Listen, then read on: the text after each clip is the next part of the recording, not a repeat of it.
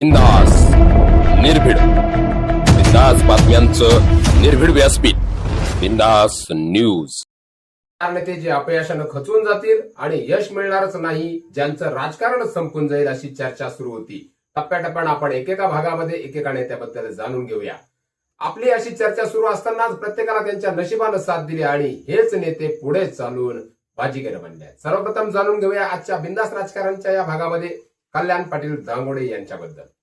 नमस्कार, मी प्रवीण पाटील, तुम्ही पाहताय बिंदास न्यूज। अगोदर मनसेकडून विधानसभा, त्यानंतर आमदारकी, म्हणजेच त्यानंतर भाजपकडून जिल्हा परिषद या निवडणुकीत अपयश मिळाल्यानंतर कल्याण पाटील दांगोडे नेमकं काय निर्णय घेणार, कशा पद्धतीनं कार्य करणार याकडे सगळ्यांच्या नजरा लागल्या होत्या। दांगोडे चर्चेत राहिले आणि भाजपकडून तालुका अध्यक्ष, जिल्हा उपाध्यक्ष पदाची धुरा सांभाळत उत्तम संघटन कौशल्य त्यांनी भाजपमध्ये असताना वापरली। 2026 हे वर्ष आलं। जिल्हा परिषदेच्या रिंगणात उतरू पाहणारे लासूर गटातील दिग्गज नेतृत्व कल्याण पाटील दांगोडे यांनी तांबेंच्या विरोधात निवडणूक लढवावी अशी जनसामान्यांची अपेक्षा होती। मात्र त्यांनी ती निवडणूक न लढविता अगोदरच त्यांना जाहीर पाठिंबा देऊ केला आणि राजकीय गेम पलटला। राजकीय वर्तुळात या निर्णयानं सर्वांच्याच भुवया उंचावल्या, पण पडद्याआड काहीतरी वेगळं शिजतंय ही चर्चा काही शांत नव्हती। चर्चा बंद झाली नाही। दांगोडे यांनी माघार घेतली, याचा अर्थ काहीतरी मोठं घबाड दांगोडेंना मिळालंय अशी ही चर्चा सुरू झाली। परंतु या पलीकडे दांगोडेंची रणनीती काय होती, बुद्धिचातुर्यवाद काय होता हे समजून घेणं आपल्याला शक्य नव्हतं। चर्चा सुरू झाली, पण दांगोडे यांचं राजकारण संपलंय या वाक्यानं मात्र लासूर गट निनादून गेला।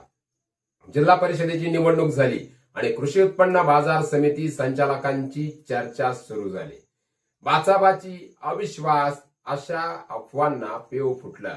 तेव्हाच जाणकारांनी समजून घेतलं की बाजार समितीचा सभापती बदलणार आहे आणि अचानकच सोशल मीडियाच्या माध्यमातून आपल्याला काही पोस्ट पाहायला मिळाल्या आणि त्या पोस्टमध्ये स्पष्टपणे कल्याण पाटील दांगोडे यांच्या नावासह त्यांचं छायाचित्र पाहायला मिळालं। दांगोडे हे कृषी उत्पन्न बाजार समितीचे संचालक पदासह सभापती बनलेत आणि पठ्ठ्यानं पुन्हा एकदा राजकीय गेम फिरवला। अशक्य गोष्ट शक्य करून दाखवली, ती सहकाऱ्यांच्या मदतीनं आणि बुद्धिचातुर्याच्या जोरावर। राजकारण संपून जाईल असं म्हणणाऱ्यांच्या विरोधकांना मात्र त्यांनी तोंडघसी पाडलं। दांगोड्यांची हीच रणनीती त्यांच्या वैयक्तिक राजकीय कारकिर्दीत महत्वपूर्ण ठरली आहे। विरोधकांना तोंडघशी पाडलं आणि दांगोडेंनी मैदान राखलं। राजकारणात राखायचा असतो तो म्हणजे संयम, हेच दांगोडेंनी पुन्हा एकदा सिद्ध करून दाखवलं आणि माजी खासदार यांचे सुपुत्र असलेले काकासाहेब पाटील यांच्या नंतर कृषी उत्पन्न बाजार समितीचं सभापती पदाची जी धुरा आहे ती लासूर गटाकडे पुन्हा एकदा या नेतृत्वाकडे आली। ती नेतृत्व म्हणजेच कल्याण पाटील दांगोडे।